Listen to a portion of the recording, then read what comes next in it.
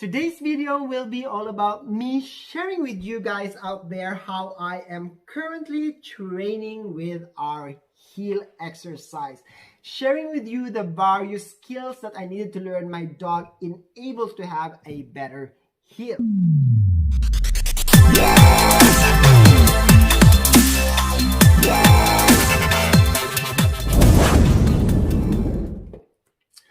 What's up guys? Alright, it's Tony here from Gulicula Dogs and welcome back to our channel. To get to this level of training, there are some basic elements that you and your dog should already have mastered. One of the most important skills that you should have mastered already is knowing what a focus is. For me, it actually means that my dog is heavily invested in me to get to a reward, that be in the form of an eye-to-eye contact with my dog, or my dog has a fixed spot on my left side of the body to be looking at. Also, your dog will need to have an understanding of what a heel start position is, basically having your dog sit on your left side. Needless for me to say, guys, that this will also require your dog to know what a sit and stay is and hopefully have a good, strong sit and stay.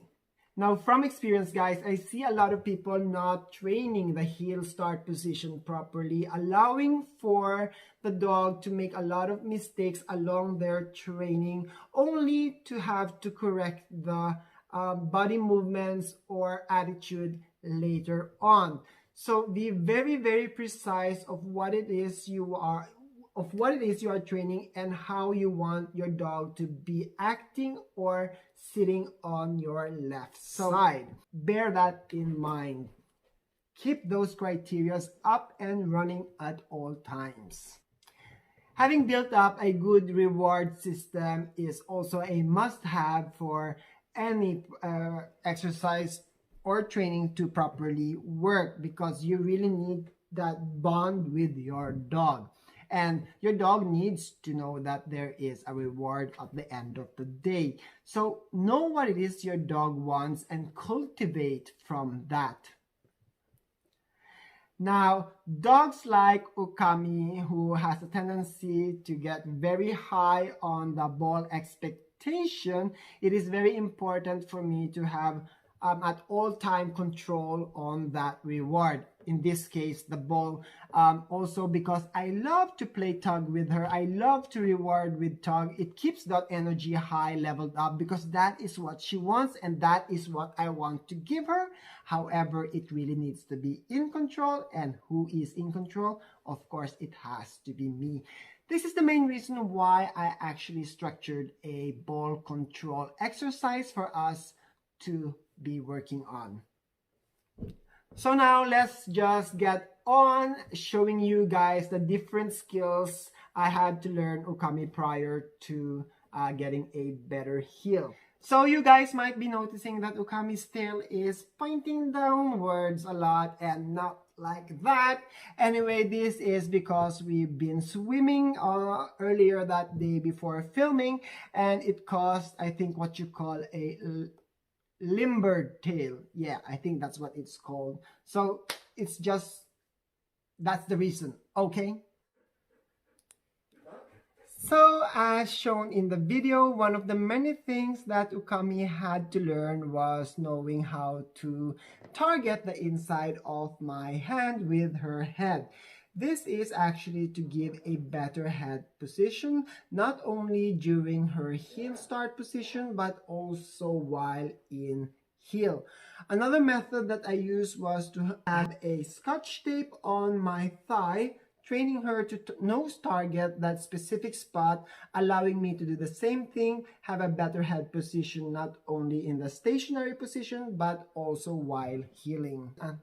Now, I've also taught Ukami to spin on a spot, both on her left side and doing it also on the right side. Now, the reason why I train this both sides is because obedience has the tendency to be very static in all the movements. So it is very important. Oh, I see blue lights. Why? That's because someone is having a party and I'm not invited.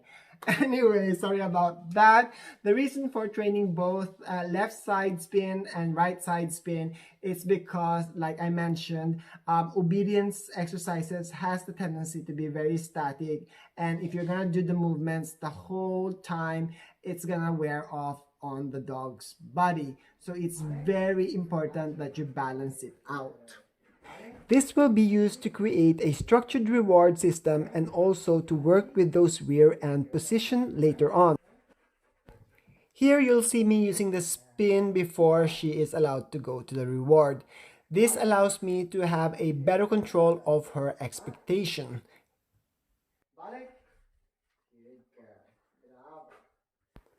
Teaching to reverse will allow me to control those body position when needed, when she is forging far too much, and will also be the foundation for me learning her to back it up from heel position if necessary.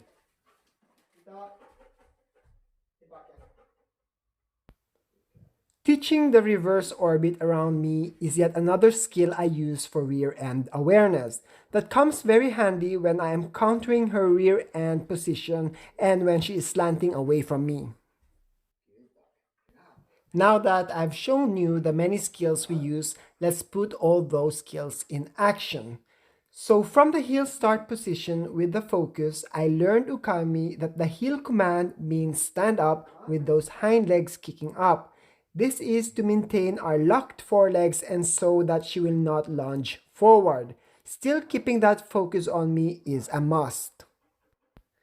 This is the foundation I use right before we start taking that first step.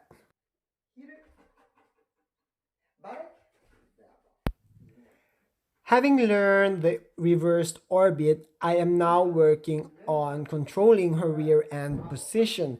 Now I do have to use a treat to hold her head position as I am not using any form for target. And this is also not to confuse her to do a reverse movement. I really want to brainwash Ukami that when you kick back to a stand, you move your rear end towards the right.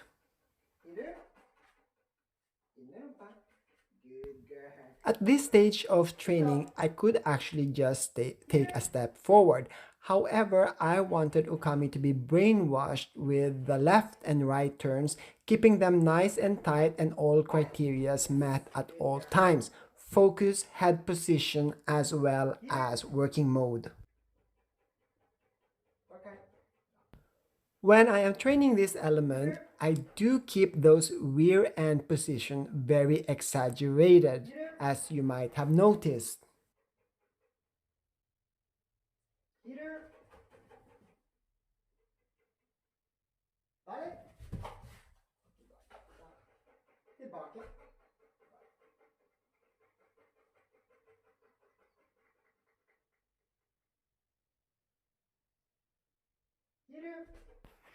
Notice that I am actually using the hand target very often with her. This is just to keep reminding her about her head position while we are in training, and also I can use this while we are training the actual heel.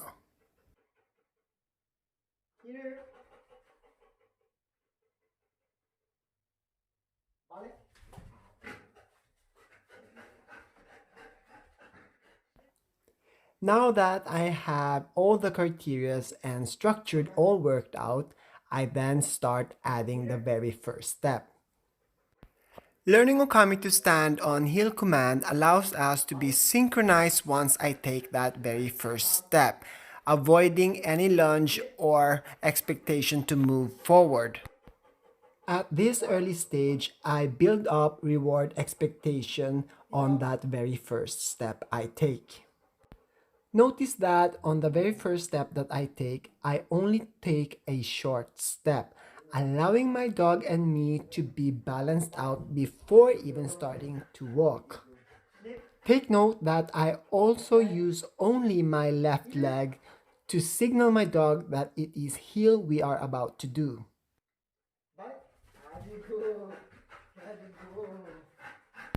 Now that we've added the first step, I will now also add our left turn to keep those rear end nice and tight. Also because I don't want her to be thinking too much forward on the very first step that we take.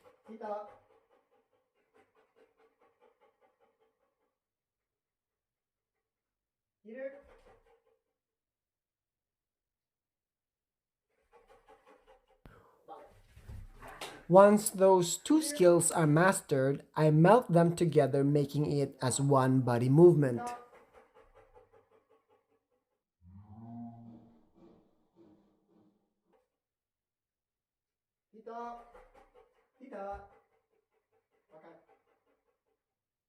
At this point, I will brainwash her body movement until it becomes a part of her own movement.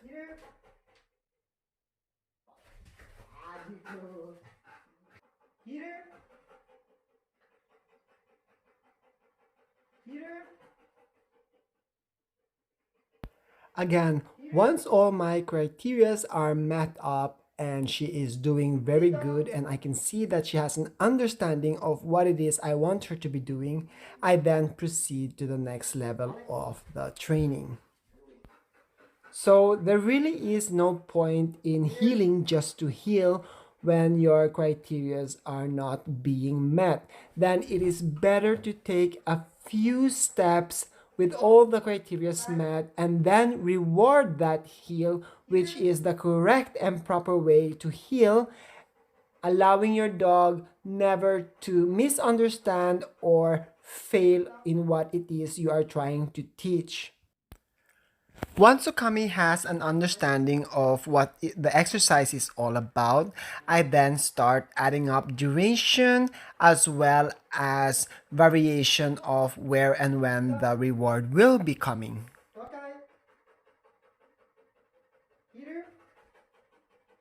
Before even thinking about of taking the training outside, do some proofing with your dogs and make sure that your dog is succeeding at all times. And also remember that once you take your dog into a new place, it is not that does not necessarily mean that your dog can master the exercise. So you really need to perhaps start all over again with some few basic repetition just to get started.